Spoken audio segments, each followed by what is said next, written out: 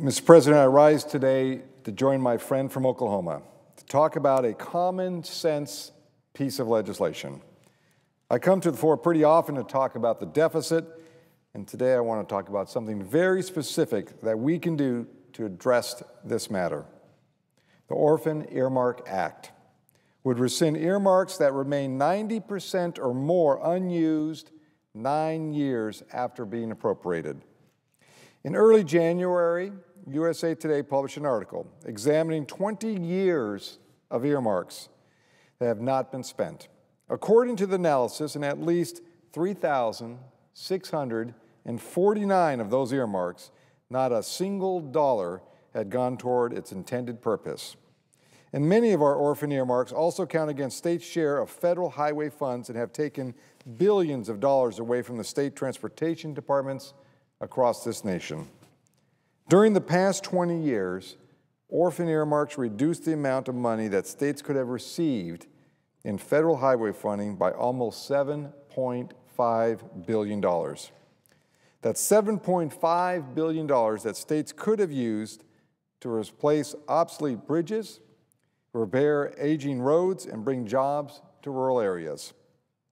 As all of us know, when lawmakers earmark money, even if it's never spent, for pet highway projects, that money still reduces what states receive from federal government. In my own state of Alaska, $187 million in funding was lost out in the past 20 years because of orphan earmarks. Now, I know some of you are concerned about states losing out on money that we all could use, especially nowadays, but let's not worry. I don't want to take away your earmarks that help communities in need at great jobs. We are talking about earmarks that have been abandoned for more than 10 years and are just sitting like uncashed checks. Dr. Coburn and I have addressed this in our legislation. We have built in a 12-month period, and I repeat, a 12-month period for agency heads to make sure that earmarks can be used before rescinding. On that note, I want to make clear something else. I do not personally support an earmark moratorium. I know my friend from Oklahoma and I disagree on this earmark funding, but I believe it's vital to my home state of Alaska.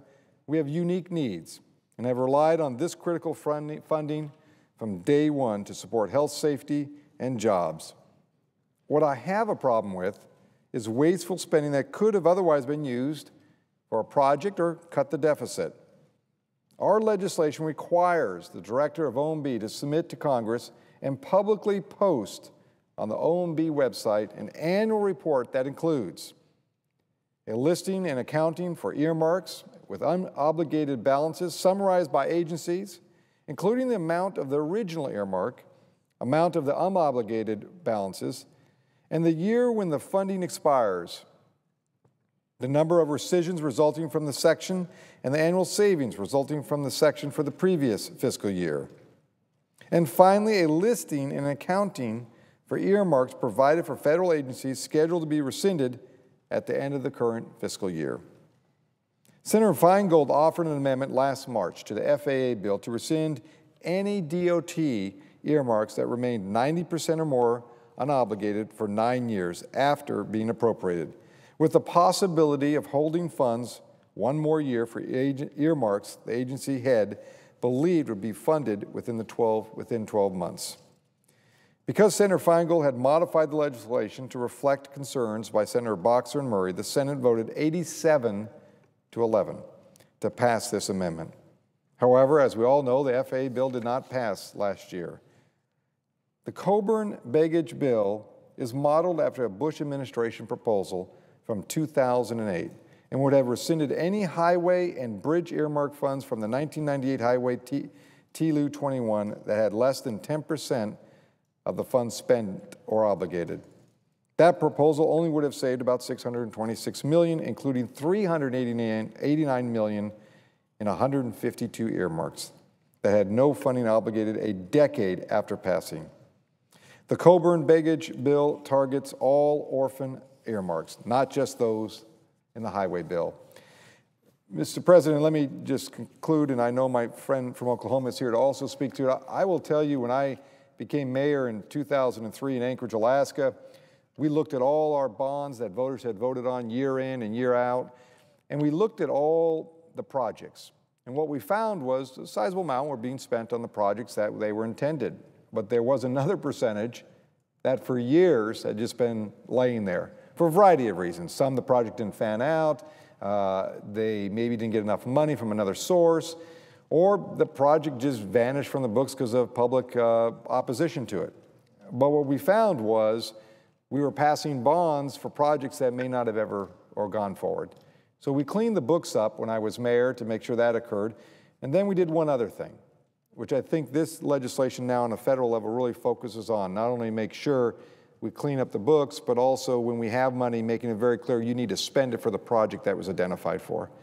When we brought bonds forward in April of every year, we made sure that those projects that were on that bond, that voters voted for, that they put their taxpayer money toward, that 75% or more of those projects would be completed or substantially underway by the end of the year.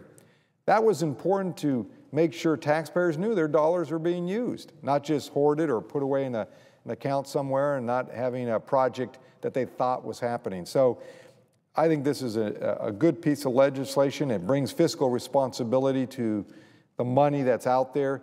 And when you think about it, if you have a piece of legislation, an earmark, that's been not utilized, 90% of it not utilized for 10 years or more, there is no reason that you should have that money in some bank account, in some agency somewhere hidden away. It should be come back and go toward the deficit. So, Mr. President, I yield the floor at this time to my colleague from Oklahoma, but I'm honored to be able to join him in this effort to bring some, and I'll use my words, fiscal sanity to this effort of trying to figure out how to manage this federal government's budget in a better way.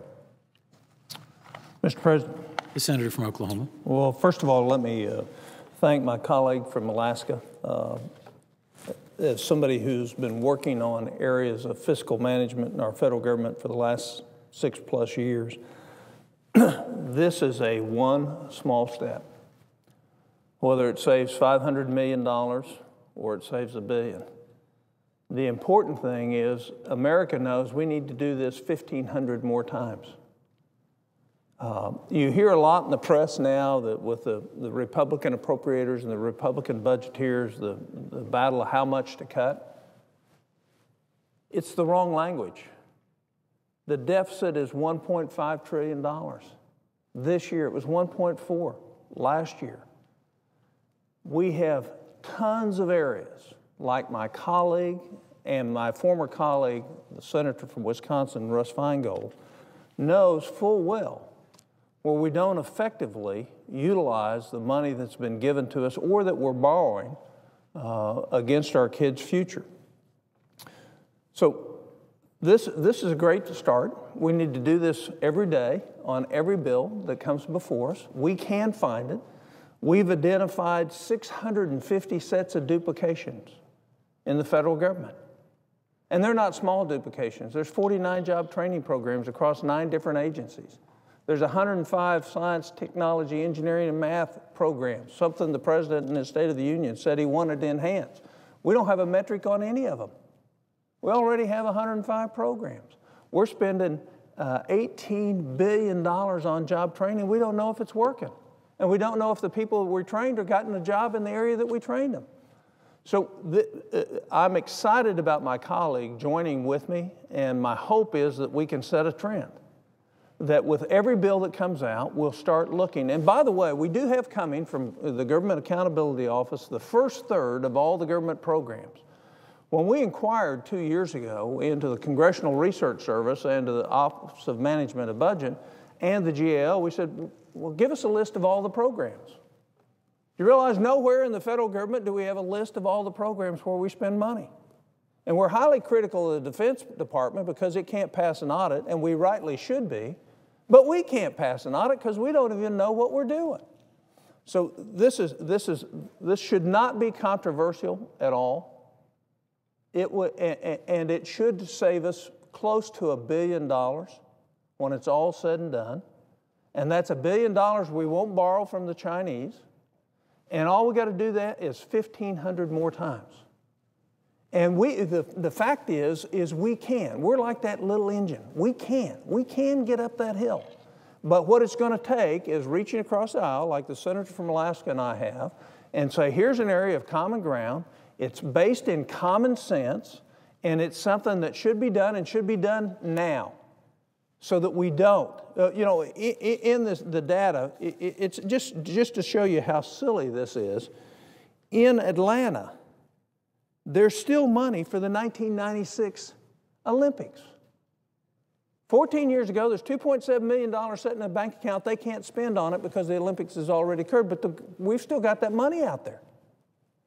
That's the kind of silly stuff that happens when the federal government's reaching into areas that it shouldn't be reaching into. And what we can do is we can not to lay blame, not to say it's about earmarks or not earmarks. Here's a common sense solution that says, here's a way to free up $1 billion or $500 million. If it's $500 million, great. But here's a way to do that. I would also take time to spend on the floor now just to elucidate that the President's Fiscal Commission outlined $4 trillion over the next 10 years that we could eliminate, that will go a long ways towards starting to solve some of our problems. So my hope is with this amendment, we'll start a trend where we can grab hold of and capture the things that make sense, that most Americans will never miss, and if they do miss it, it's because they're going to get something better instead and more efficient instead, and we start down this road. And this is a great start. I congratulate my colleague for his initiative in bringing this back up. And what we need to do is now we need to get on the phone, get our colleagues in the House to do the same thing, and make sure when this bill goes through and this amendment's adopted that it actually happens. Don't forget that the Bush administration wants this to happen. So does the Obama administration. Think about the amount of labor we're spending taking care of details on things that can't get spent or won't be spent, and the amount of man hours that goes into that. And I just thought I'd finish up with one of the recommendations of the Fiscal Commission was on the federal workforce. And there's a wonderful article that was published by Ian Murray on February 3rd about how many federal employees do we have. And it's easy for us to think about the fact that when we count just true federal employees, it's 2.8 million. But that doesn't come close to the actual number of employees that the federal government has. When you add up what is actually there, and you add in postal employees, you add in military, you add in contractors, we're at 11 million federal employees. And there's a lot of areas, we have a great federal workforce, there's a lot of areas where we can be efficient and downside. We don't have to lay anybody off, we can just not add. And what we can do is through attrition, markedly decrease the number of federal employees we have, which will be that second, third, and fourth $1 billion. The other thing that the commission recommended, which the Obama administration embraced, was a freeze on salaries. But most of us don't recognize we've got $3 billion owed right now to the IRS in back taxes by federal employees that's already been adjudicated. So, I mean, there's all sorts of things that we can do. So we've got lots of ideas. My pledge is to work across the aisle with our colleagues to try to find one of these every day or one of these every other day. And if we do that together, we don't have to borrow 40 cents out of every dollar that we spend in this country. We can take it down to 20 or 15 or down to 0 so that we can, in fact, ensure the future for our children. So again, I would thank my colleague. I would yield back the floor. Recognize and yield to my colleague from Alaska. Senator from Oklahoma, I just wanted to add, I thank you for your joining on this, and I will tell you, when you look at you're right, this should be non-controversial. This should be easy. I mean, it's like if you received a check and it sits there for 10 years, I can guarantee you, if you're a private business, as I have been, you've written that off already. It's gone. And in this situation, what we're saying is there's $500 million, and I think you're right. It's probably, when it's all tallied up, probably closer to $1 billion sitting out there, that we did this once before with a great support on a much more narrow focus. If we did this on a regular basis, the opportunity is unlimited. And I just want to thank you. I know I've sat here in the presiding chair many times and listened to your presentations regarding the budget and areas. We may not always agree, but when we find those agreements, here's an opportunity. And I think this is an easy one in a lot of ways. There's other ones, as you know and I know, with regards to surplus property that the federal government has that's been idle or under incredible disrepair, not being utilized. From my real estate experience, I've seen this, and there is an enormous amount of resource there that could be turned right back into the private sector for future development that could actually grow the economy. Neil, for a minute? Absolutely. Just to give you detail, the federal government has $90 billion worth of property it's not using right now. We're spending $9 billion a year taking care of it, and we have a budget gimmick that says an agency that needs a new building, because we're going to account for the cost of that building in the year in which they buy it and charge it all to the agency, what are we doing now? We're leasing buildings. Right. I guarantee you we can own them much cheaper than we can lease them. And what we should be doing is changing that and getting rid of the excess property, lowering our cost to maintain it. There's 9 out of the 1,500 we got to do right there. If we would just do that, and then change the way we purchase buildings for the federal government so that the agency can own it. Right.